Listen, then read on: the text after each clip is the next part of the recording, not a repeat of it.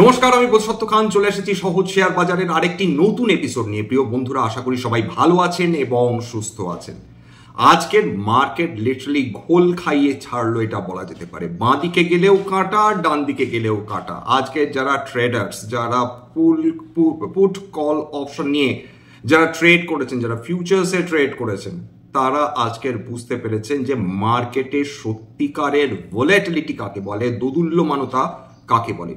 এই ধরনের ইনডিসাইসিভনেস যেটা আজকের মার্কেটে দেখা গেল, সেইটা সবাইকে যে অবাক করবে সে ব্যাপারে কোনো সন্দেহ নেই।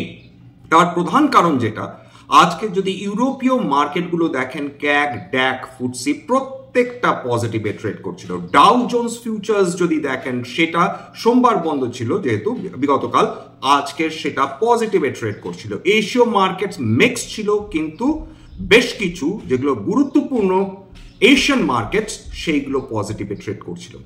তার মানে যেটা দাঁড়াচ্ছে যে ইউরোপীয় যে দেশগুলো বা ইন্ডাইসেসগুলো যে পজিটিভে ট্রেড করছে, তার কারণ ডোনাল্ড ট্রাম্প সম্প্রতিকালে তিনি ইউরোপীয় ইউনিয়নের ওপর বসানো 50% ট্যারিফ ডেফার করেছেন। খুব স্বাভাবিকভাবে সেখানে পজিটিভ নিউজ। এশীয় মার্কেটগুলো মিক্স থাকছে, সেটা খুব স্বাভাবিক। ডাউ জোন্স ফিউচার্স পজিটিভে ট্রেড করছে, তার মানে মার্কেট খারাপ কিছু প্রত্যাশা করছে না, অন্তত ইউএস মার্কেট খারাপ কিছু প্রত্যাশা করছে না। তাহলে কি এমন হলো ভারতীয় শেয়ার বাজারে যে আজকের এই লেভেলে আমরা ভোলাটিলিটি দেখতে পেলাম?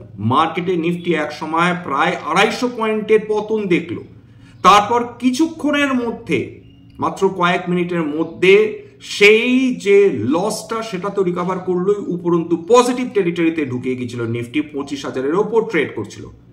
আবার একটা অকস্মাৎ দুর্ঘটনা, আবার নিফটি নামতে শুরু করে, আবার প্রায় 200 পয়েন্ট নেমে যায়, শেষ পর্যন্ত প্রায় 160 পয়েন্টের কাছাকাছি পতন হয়ে মার্কেটে নিফটি বন্ধ হয়েছে। বিএসসি সেন্সেক্স সেটা 606 পয়েন্ট নিচে নেমে ট্রেড করছিল লাস্ট ডেটা পাওয়া অব্দি, শেয়ার বাজার বন্ধ হওয়া অব্দি, এবং 0.74% সেখানে কারেকশন। কেন এই অনিশ্চয়তা, কেন এই ভোলাটিলিটি? যেটা যদি গোটা বিশ্ব জুড়ে যদি সমস্ত মার্কেট একটা পজিটিভ বায়াস দেখায়, ক্রুড অয়েলের দামে কোনো রকম বৃদ্ধি হয়নি, সোনার দাম গত দুদিন ধরে প্রায় 1400 থেকে 1500 টাকা আবার পতন দেখেছে বা কমে গেছে, এমত অবস্থায় ভারতবর্ষের পক্ষে তো খারাপ কিছু কথা নয়, ঘটনা ঘটার কথা নয়। তাহলে খবর মানে যেটা বাতাসে যে খবর ভাসছে সেটাই কি সঠিক? সেই একমাত্র কি সেটা কারণ হতে পারে যার ফলে ভারতীয় শেয়ার বাজারে এরকম ভীতি বা অনিশ্চয়তা চলে আসতে পারে?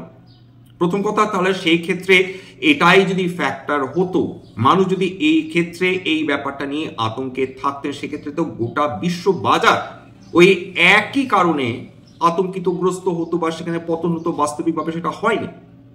তার মানে কোথাও না কোথাও কিছু না কিছু ফ্যাক্টরস কাজ করছে, যেটা আপাতত আমাদের, যেটা আমরা সামগ্রিকভাবে যদি মার্কেটটাকে যেটাকে বোঝার চেষ্টা করছি, সেটা আপাতত আমাদের গোচরে আসছে না, আমাদের দৃষ্টিতে আসছে না। এইটুকুনি বোঝা যাচ্ছে যে আজকের মার্কেটে যে ভোলাটিলিটি ইন্ডেক্স, ইন্ডিয়া ভিক্স, সেটা প্রায় 2% উপর বৃদ্ধি পেয়েছে, একসময় প্রায় 3.5% উপর বৃদ্ধি পেয়েছিল। এবং বিভিন্ন স্টকস গুলোতে কখনো মারাত্মক উত্থান এসেছে, কখনো মারাত্মক পতন এসেছে।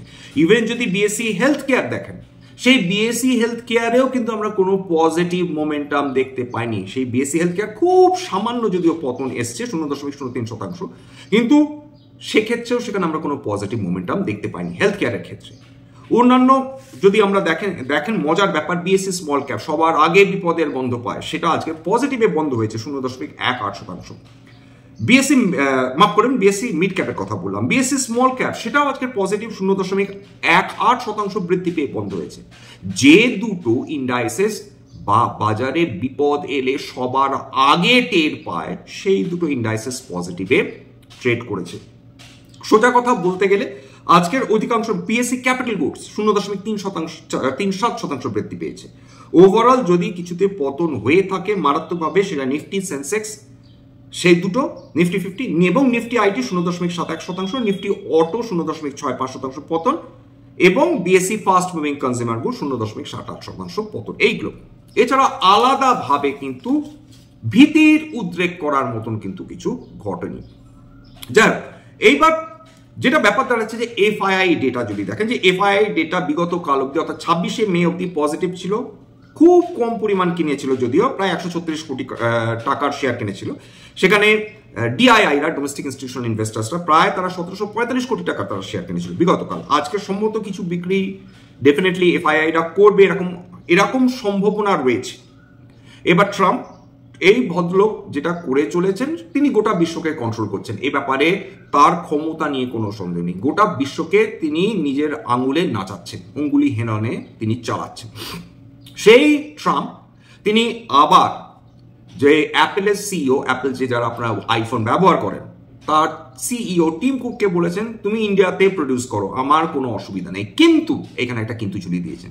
তিনি বলেছেন ভারতবর্ষে প্রডিউস করো, আমার কোনো অসুবিধা নেই, কিন্তু ভারতবর্ষে প্রডিউস করা আইফোন যদি আমেরিকাতে প্রডিউস করতে পারবে, যদি বিক্রি করতে চাও, তাহলে তোমাকে 25% ট্যারিফ দিতে হবে। নিজেরই দেশের কোম্পানি, তাকেই হুমকি ট্রাম্প দিয়ে চলেছেন। এটা কবে শেষ হবে কেউ জানেন না, কেউ জানেন না। জাস্ট আমরা কোনো একটা বিস্ফোরণের অপেক্ষায় রয়েছি, এরকম মার্কেটে একটা এক্সপ্লোশনের অপেক্ষায় রয়েছি। সমস্ত বিশ্বের সমস্ত দেশ একসময় কখন গর্জে উঠবে বা আদেও গর্জে ওঠার ক্ষমতা রয়েছে কিনা বিশ্ব জুড়ে, সেটা এখন আমাদের দেখতে হবে। এবং আমেরিকা যদি এই অ্যাটিটিউড থাকে যে ভারতবর্ষকে চুষে নেবে এবং ভারতবর্ষ তাদের সমস্ত ট্যারিফ মকুব করে দেবে, সেই জায়গাটা আমরা কতখানি রেজিলিয়েন্স দেখাতে পারি, আমাদের শিরদাঁড়ার কতখানি শক্তি রয়েছে, আমরা সেটা সামনের ভবিষ্যৎ বলবে। যাক, আজকের মার্কেট পতন হয়েছে, দারুণ ভোলাটিলিটি ছিল। এর মাঝখানে বেশ কিছু কোম্পানির শেয়ার তাদের 52 সপ্তাহে নতুন উচ্চতা ছুঁয়েছে। এর মধ্যে এপিএল, অ্যাপোলো, তারপর Apollo microsystems, Bharat dynamics, Camlin fine sciences, এরএফ লাইন সায়েন্সেস, জি ভানুবার টি&ডি, India Glycols, ITT Cementation, Kilis Drugs, Lumax Auto Technologies, Shankara Building Products, Suvel Life Sciences, Tourism Finance, এই কটা 52 উইকস হাই। এর মধ্যে কয়েকটা গুরুত্বপূর্ণ খবর আসছে কোম্পানি স্পেসিফিক। ওলেকট্রা গ্রিনটেক সম্ভবত এটা এখনো কোনো কনফার্ম নিউজ নেই যে মহারাষ্ট্র গভর্নমেন্ট তাদের অর্ডার ক্যান্সেল করতে পারে 10,000 কোটি টাকার। কেন? এই খবরটা আমি পেয়েছি মানি কন্ট্রোল থেকে। কারণ মহারাষ্ট্র গভর্নমেন্টের বক্তব্য যে 2022-এর মধ্যে 1000টি বাসেস, ইলেকট্রিক বাসেস ডেলিভার করার কথা ছিল ওলেকট্রা গ্রিনটেকের। তারা 2025-এ প্রায় অর্ধেক বছর কেটে গিয়েছে, এখন অব্দি একটা সিঙ্গেল বাস তারা ডেলিভার করেনি। এবং তার ফলে প্রাথমিকভাবে এই কোম্পানির শেয়ার প্রায় 14% নিচে নেমে গিয়েছিল। শেষ পর্যন্ত লাস্ট যেটা ট্রেডেড ভ্যালু, সেটা প্রায় 6% পতনের সঙ্গে তারা ট্রেড করছিল। তা এইটা একটা মারাত্মক, যে কোনো কোম্পানির ক্ষেত্রে ভীষণ নেগেটিভ। যদি সে তার টাইম লাইনকে ছাড়িয়ে যায় এবং সেটা প্রায় 2-3 বছর হয়ে যায় এবং একটি বাসও যদি সে ডেলিভার না করতে পারে, সেটা একটা কোম্পানির ক্ষেত্রে অত্যন্ত নেগেটিভ একটা অ্যাডভার্টাইজমেন্ট। এইটা ওলেকট্রা গ্রিনটেকের সঙ্গে ঘটেছে। ওলেকট্রা গ্রিনটেক মার্চ 2024-এ তার প্রফিট ছিল কোয়ার্টারে 15 কোটি টাকা, সেটা মার্চ 2025-এ সেটা দাঁড়িয়েছে 21 কোটি টাকা।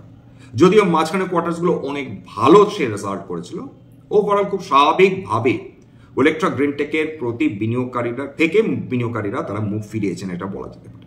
জিও ফিনান্সিয়াল সার্ভিসেস লিমিটেড, বহুদিন পর আমরা একটা ভালো স্টেডি উত্থান দেখলাম, প্রায় 3% কাছাকাছি। কেন?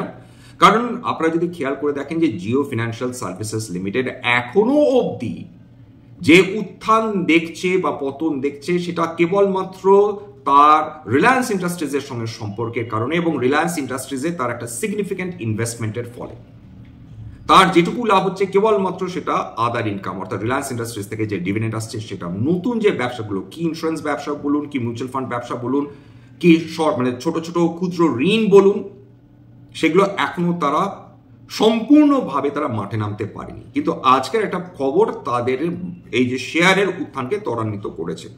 সেটা হচ্ছে যে আপনারা জানেন যে জিও ফিনান্সিয়াল সার্ভিসেস এবং ব্ল্যাক রক জয়েন্টলি তারা একটা জয়েন্ট ভেঞ্চারে 50-50 জয়েন্ট ভেঞ্চারে নেমেছে। মিউচুয়াল ফান্ড তারা বিজনেসে তারা নামতে চলেছে এবং আজকে খবর পাওয়া গেছে যে সেবি তারা অনুমোদন পেয়ে গেছে, অর্থাৎ তারা এবার থেকে মিউচুয়াল ফান্ড ব্যবসা শুরু করে দিতে পারবে।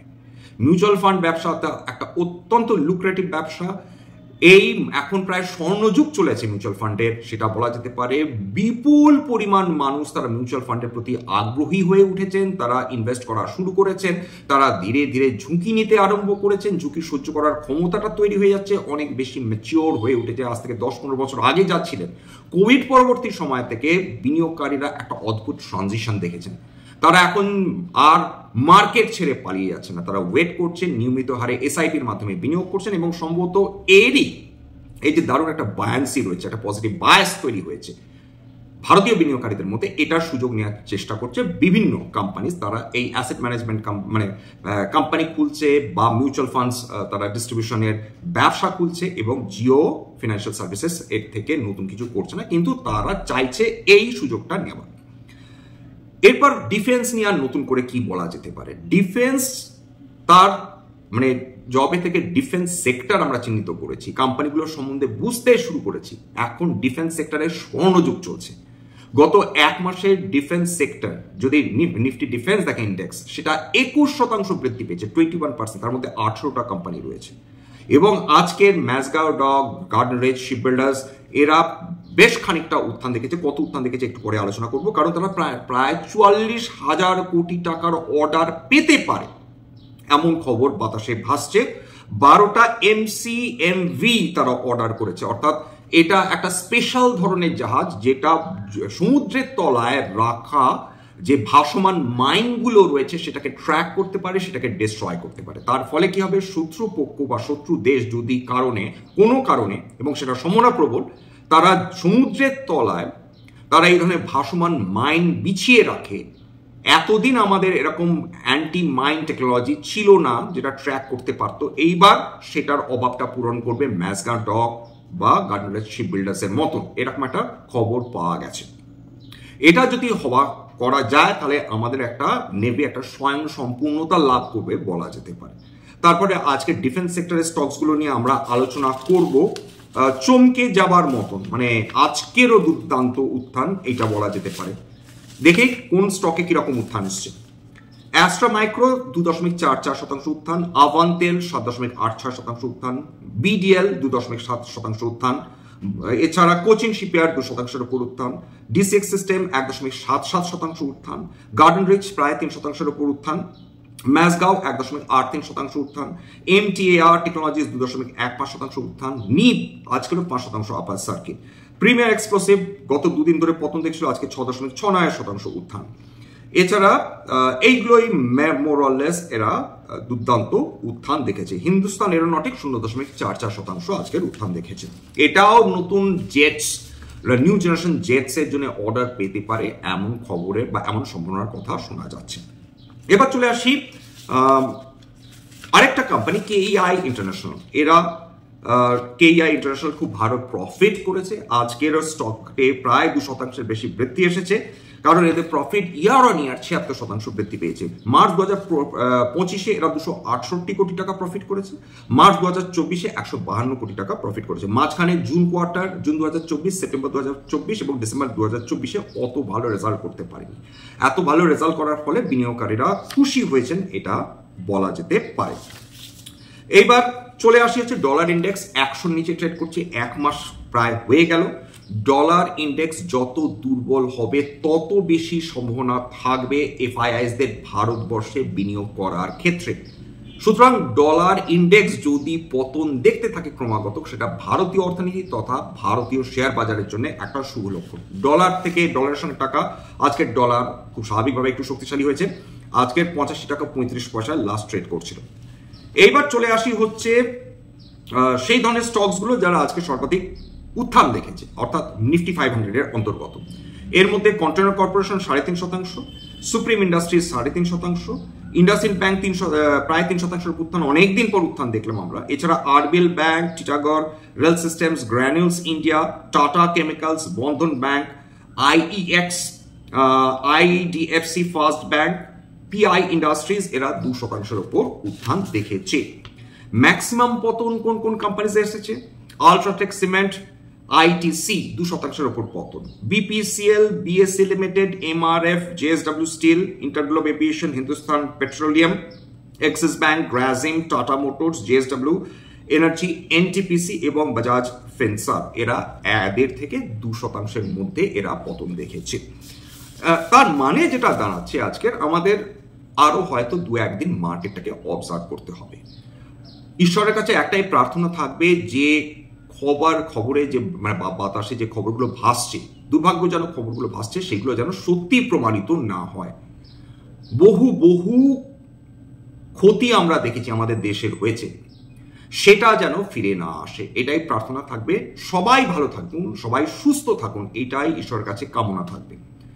একটু সতর্কতা, বাড়তি সতর্কতা নিলে তো কোনো ক্ষতি নেই, অধিকন্তু না দোষা, এটা একটা কথা বারবার হয়। আমি হয়তো এরপর থেকে প্রত্যেকটা এপিসোডেই একটা কথা বলে যাব, সাবান দিয়ে হাত ধোবেন, পরিষ্কার যখন বাড়ি থেকে বেরোবেন বা বাড়িতে ঢুকবেন একটু নিজের মাস্কটা নিয়ে যাওয়া ভালো। কে বলতে পারে এই মাস্কটাই আমাদের প্রোটেক্ট করবে। আপাতত এইটুকুনি বলা, আর নতুন করে কিছু বলার নেই। নিজেকে সুস্থ রাখুন, ভালো রাখুন, চিন্তামুক্ত থাকুন, এইটুকুনি বলা। গোটা বিশ্ব যখন আতঙ্কিত হয়নি, তখন ভারতবর্ষের অতিরিক্ত আলাদাভাবে আতঙ্কিত হওয়ার মতন কোনো কারণ ঘটেনি বা কোনো প্রয়োজন হয়নি, শুধু সতর্কতা থাকা প্রয়োজন রয়েছে। স্ট্যান্ডার্ড ডিসক্লোজার যে কোম্পানিজগুলো নিয়ে আলোচনা করলাম, হতে পারে তার মধ্যে কয়েকটা কোম্পানিজে আমার বা আমার পরিবারের বিনিয়োগ থাকলেও থাকতে পারে। ভবিষ্যতে যদি নতুন করে কিনি বা বিনিয়োগ করি, তাহলে কিন্তু আগাম বিজ্ঞপ্তি দিয়ে কিনতে বা বিক্রি করতে পারবো না।